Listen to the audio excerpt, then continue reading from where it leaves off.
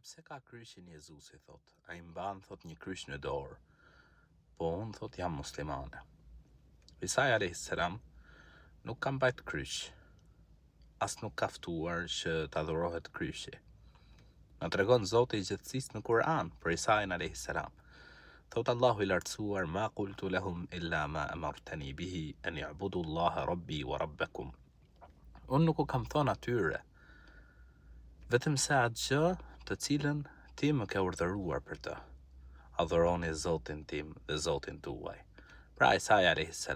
ka ftu me u adhuru Allahu i lartësuar një i vetëm. Ka ardhë si përgëzues për ardhjen e profetit Muhammed, paqja dhe mëshira e Zotit qofshin mbi të. Siç thot Allahu i lartësuar në Kur'an, wa mubashiran bi rasulin ya'ti min ba'di ismuhu Ahmed. Dhe kam ardhë si një përgëzues për një profet i cili vjen pas meje, i cili quhet Ahmed, pra njëri ndër emrat e Muhammedit a.s. Isai a.s. ashtu si gjithë profetët e Zotit kanë ftuar që të adhurohet Allahu i lartësuar një i vetëm, pa i bë atij shok në adhurim. Dhe ky është qëllimi pse na ka kriju i madhi Zot, siç thot Allahu i lartësuar në Kur'an.